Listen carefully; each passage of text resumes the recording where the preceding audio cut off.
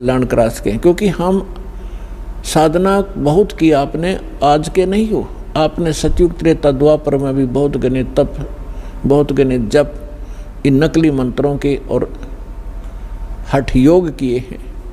परमात्मा के बिना ये आत्मा उसी दिन से तड़फ उठी थी जिस दिन से उससे बिछुड़ कर आई थी, क्योंकि जो सुख सतलोक के अंदर था इसको यहाँ कहीं प्राप्त नहीं हुआ। राजा बनकर देख लिया, रंग अपने आप ही बन जाता है, और फिर सेठ साहूकार बनकर भी देख लिया, वो सुख नहीं मिला। क्योंकि जो सुख है वो इस 21 ब्रह्मांड में उसका नाम निशान नहीं है।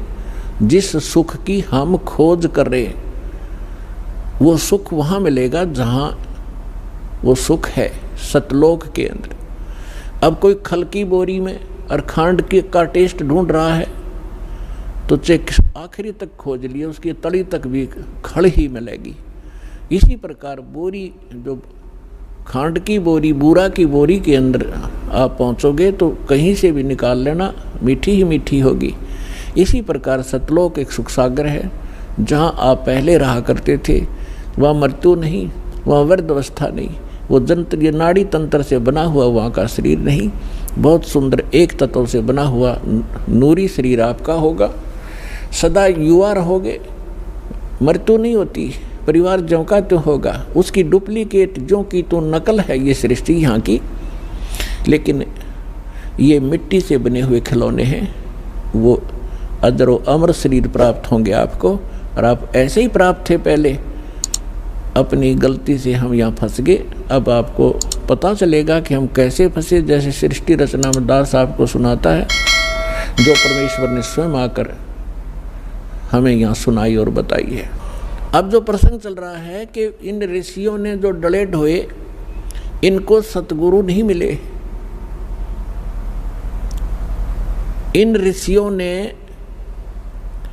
जो साधनाएं की, एक तो वेदों को आधार माना और वेदों को समझ नहीं सके, क्योंकि परमेश्वर ने आकर स्वयं बताया है कि गुरु बिन काहू न पाया ज्ञान, जो थोथा बुस छेड़े मूढ़ किसाना। गुरु बिन वेद पढ़े जो प्राणी, समझन सार रहे अज्ञानी। ये जितने भी ऋषि थे इनको सतगुरु मिले नहीं। इन्होंने वेदों को सब पढ़ा, लेकिन ये सार नहीं समझ सके इस वेदों का, इसलिए आज तक ये अज्ञानी स्वयं रहे और अपने फॉलोअर को भी उसी अज्ञान से परिपूर्ण कर दिया। और जिसका खामियाना आज तक ये मानव समाज भोग रहा है, भर रहा है। परमात्मा आए, उनको रिजेक्ट करवा दिया नकली ऋषि, महर्षि और मंडलेश्वरों ने, ये कहकर कि ये ज्ञानी है, अशिक्षित है, क्या जाने वेदों और ग्रंथों के गूढ़ रहस्यों को, संस्कृत आती नहीं। और वो संस्कृत के मास्टर कहलाते थे। पुण्यात्माओं, भाषा का जो योगदान है वो सीमित है। अब कोई संस्कृत भाषा जानता है तो इंग्लिश नहीं आती तो अविद्वान हो गया वो।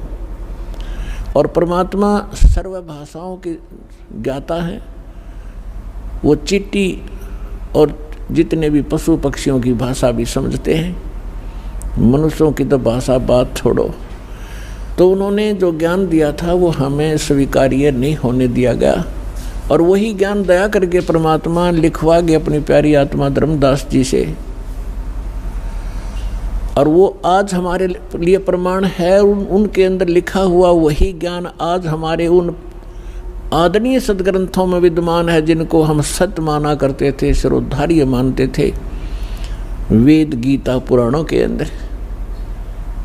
तो वो भगवान थे अशिक्षित होते हुए, और इन सब ग्रंथों का के अंदर का ज्ञान वो हमें बताकर चले गए सिंपल लैंग्वेज में। तो वो भी भाषा है, एक संस्कृत भी भाषा है। भाषा का काम अपने विचारों को दूसरे तक पहुंचाना मात्र होता है। अब जैसे संस्कृत भाषा में सभी जो हमारे पूर्व के धर्मगुरु थे, हिंदू धर्म के धर्मगुरु, वो केवल संस्कृत भाषा ही बोला करते थे। सदग्रंथों को उन्होंने रट रखा था, चारों वेदों को भी घोट लिया था, चतुर्वेदी कहलाते थे। 3 वेदों को भी कंठस्थ याद कर लिया था, त्रिवेदी कहलाते थे। लेकिन कख भी पता नहीं था, वो तो गधे की तरह लद्दे अंडे थे। जैसे परमात्मा कहते हैं, पीठ मनुखा दाखल दिए कर्रा खात बबूल।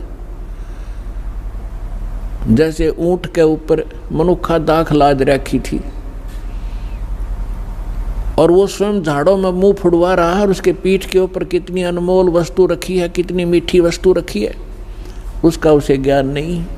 इसी प्रकार हमारे जितने धर्मगुरु थे, इन सदग्रंथों को ये कंठस्थ याद कर लिया करते थे, लेकिन खाते थे झाड़ बोझड़े, यानी आन उपासना ही किया करते थे।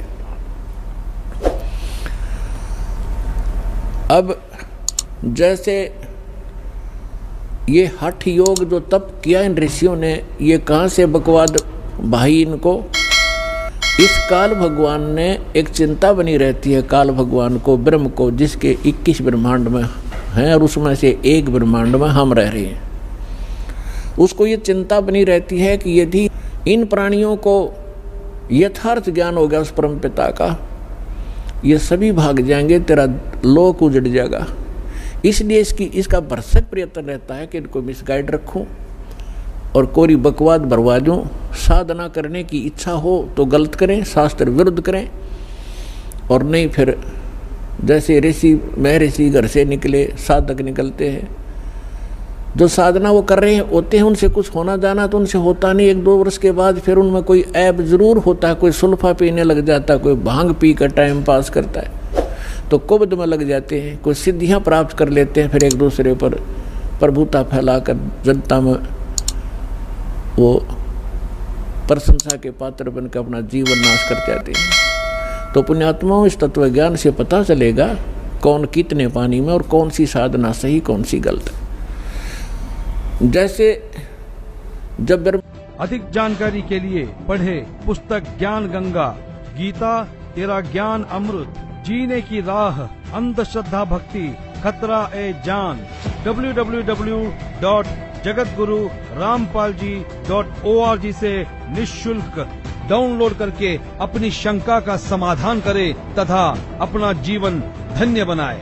और भी इसी प्रकार की वीडियो देखने के लिए हमारे रब कबीर यूट्यूब चैनल के लिए सब्सक्राइब करें।